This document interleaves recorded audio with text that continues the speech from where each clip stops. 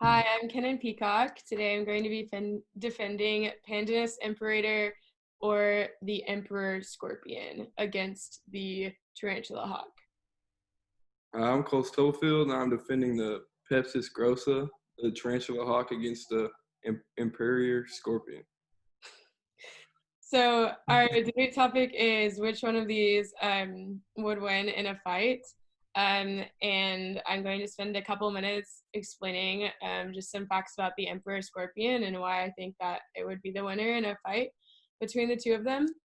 So first of all, the Emperor Scorpion is a very large black scorpion species. Even just upon looks, it's really intimidating. These scorpions are large and bulky with a hard black exoskeleton. Their average size of a mature emperor scorpion is between 5 and 8 inches. While they are the largest scorpions, they are not the longest. So they reach maturity at about 4 years old and tend to live about 8 years. For fighting tactics, the scorpion stings of these species are categorized as mild, kind of like a bee sting. But actually, it turns out that this species is very unlikely to sting in the first place. So what they depend on more is their pinchers. So the adults are far less likely to sting than the adolescents. The adolescents will sting more often. The adults prefer to use their pincers to dismember and crush their prey. These scorpions' large claws help them to tear apart their prey while simultaneously their tail stinger injects venom for liquefying food. Additionally, the species has strong pedipalps, which can give very painful pinches. So just a few additional traits is that the emperor scorpion frequently burrows beneath the soil, will hide beneath rock and debris. They also burrow in termite mounds. The species uses sensory hairs that cover their pincers and tails in order to discover prey through vibrations in the air and the ground. Their pectins are other sensory organs that help them to configure the terrain where they walk. The rigid outer covering provides a lot of protection for them. And finally, their threat posture when they are attacked is that even though they typically prefer to flee, if they're cornered and have to fight, they'll enter into a threat posture. In this posture, they'll like face the enemy with claws up and open their claws and arch their tail and stinger over their back. And then the pinch of its claws that they use in this stance is really powerful, and I think that it would be effective against the tarantula hawk. So what do you have? So for the tarantula hawk, for the biology, I put the insects prey almost exclusively on tarantulas. This allows them to avoid intense daytime sun by flying low to the ground. Generally, tarantula hawk species are blue and black in color with either rusty or black colored wings. And there are a few factors that can be used to distinguish the male from the female. While the antenna is straight in males, it is curved in females. The tarantula hawk is a creature that spends a day in search of nectar and fermented fruits. However, due to the nocturnal lifestyle of the tarantulas, hunting usually occurs at dusk. And the life history of this is formerly known as the Pepsis formosa, is a large species of pepsine spider wasp, which is found in the southern part of North America. And the behavior of the female tarantula wasp would be the most aggressive because their prey stings their prey between the legs, which paralyzes them, and then they will drag the prey to the nest where a single egg is laid on the spider's abdomen, and then the entrance is covered. The impacts to human society is a tarantula hawk sting can be very painful when a person gets stung. Although it is not actually harmful to humans, so no medical attention is required after the effects of the sting. And last, the unique characteristics of the spider wasp are the largest of them all, of all the wasps, because some of them grow up to 5 centimeters in length. The tarantula hawk sting is considered to be one of the most painful ones, but only bullet ants have more painful stings. The species can grow up to 2 inches long, and the insect is also equipped with 1 centimeter long stingers.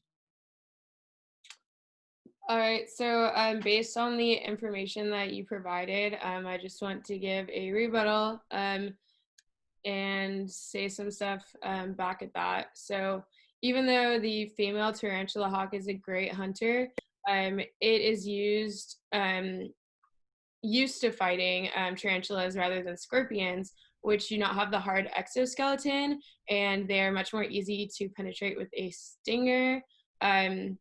So even if the tarantula hawk was somehow able to sting the emperor scorpion, I really don't think that its sting would cause that much harm, considering the fact that it actually causes more pain than harm since the venom it has is not very toxic.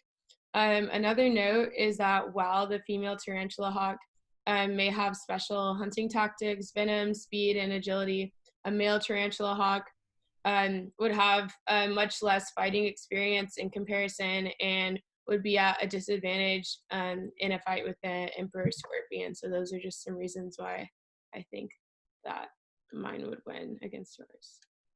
And my response to that would be the emperor scorpion sting is categorized as mild, while the tarantula hawk sting is categorized as one of the most painful stings in the world. Also, the tarantula hawk is a very good hunter because they hunt the largest of all tarantulas insects, and the Goliath bird-eating spider. The female spider would be the best fit to fight the scorpion because the males have limited fighting experience. And my rebuke to that is order for the tarantula hawk to be able to win this fight. The wasp would be able to sting the scorpion like it does for a tarantula, which would paralyze the insect, and it would bring the scorpion to its nest for living food. Okay, so I acknowledge your point that a tarantula hawk sting is more painful and possibly more powerful than an emperor scorpion. But like I said earlier, the tarantula hawk venom is actually really weak and may not even be strong enough to kill an emperor scorpion. It is unlikely that the tarantula hawk would be able to penetrate the rigid exoskeleton of the emperor scorpion, but even if it was able to, its venom is weak and would inflict more pain than actual harm. While neither creature has harmful venom, the scorpion has powerful pincers that it could use to easily tear the tarantula hawk to shreds. Well, I hear your point on that and understand that. The tarantula hawk would be at a big size disadvantage, but the wasp has a major advantage because it can fly and move a lot faster than the insect could. And the emperor scorpion is also known as being very docile and relatively harmless to humans, which the wasp is very quicker than the scorpion, which would be a big advantage during the fight. All right. Well, in conclusion, I think that I did a great job of representing the emperor scorpion in this debate.